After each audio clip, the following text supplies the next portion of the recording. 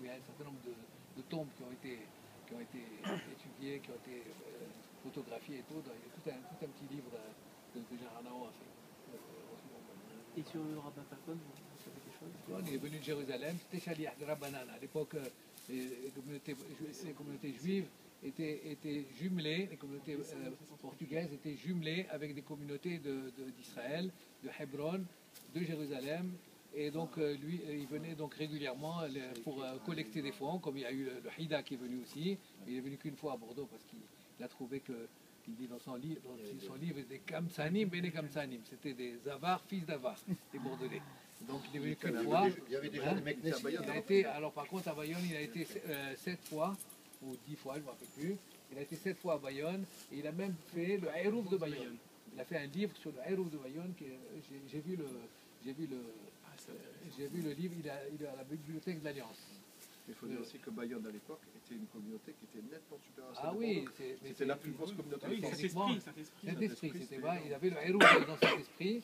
J'ai vu donc le petit livre là, en fait, qui était encore manuscrit et qui est actuellement à la bibliothèque de l'Alliance. Et il a fait le Haïrouf de Bayonne. Et il s'est beaucoup plus plu à Bayonne qu'à Bordeaux. Enfin, bon, c'était plus religieux. Bayonne, c'était religieux. Bayonne, il y avait une yeshiva et tout. Santa Yeshiva, ils appelaient ça. Et donc le rabbin Falcon était venu pour faire aussi une collecte, comme il venait régulièrement tous les rabbins, et ils l'ont retenu. Il n'avait pas de rabbin, ils l'ont retenu et il est resté. C'était le premier grand rabbin de Bordeaux. Et Mekoubal.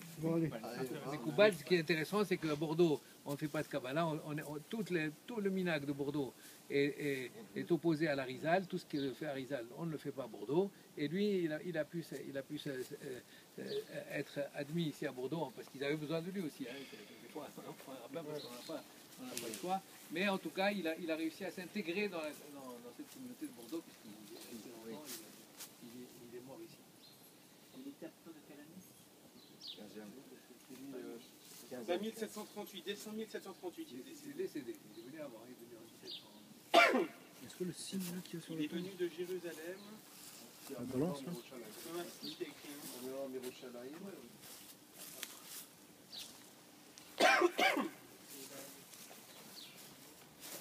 C'est quoi cet emblème là qui sont dessinés? Alors voilà.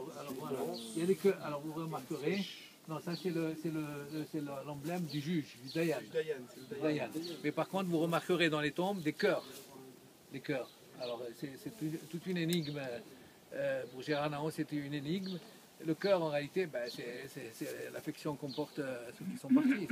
Ça doit être pour ça que sur les tombes des juifs portugais, il y a un cœur. Il y a toujours un cœur. C'est l'affection.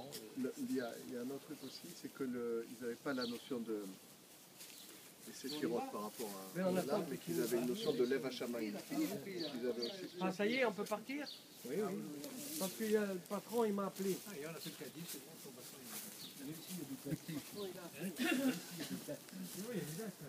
Mais ce cimetière, il date du XVIIe siècle, M. Grandin, ou avant? XVIIe? Mais il s'est rempli très vite. Il faut savoir que ce cimetière avait 3000 tombes, mais il s'est rempli en moins d'un demi-siècle.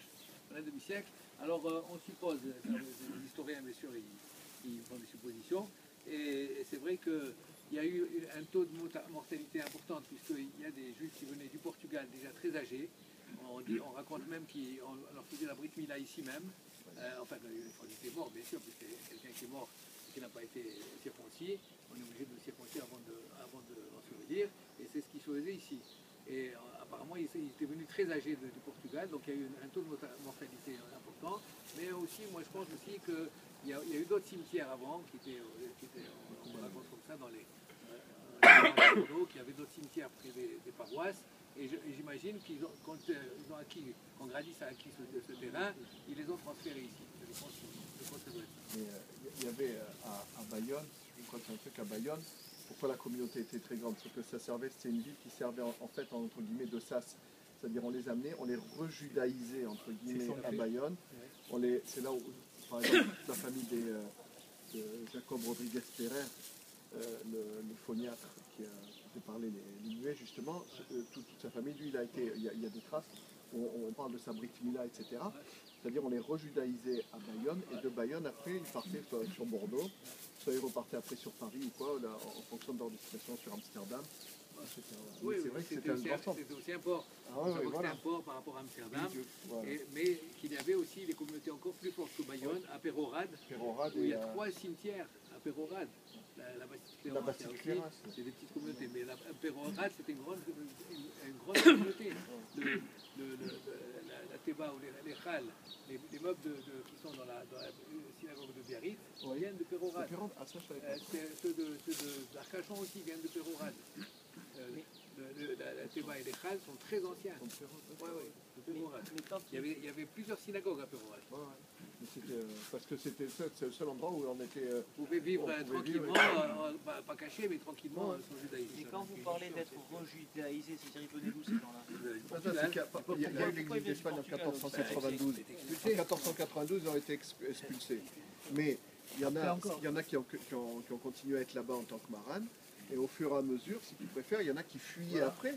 Les 10, 20 ans, à chaque fois ils arrivaient, et l'endroit de refuge en premier, c'était Saint-Esprit à Bayonne. C'est pour ça.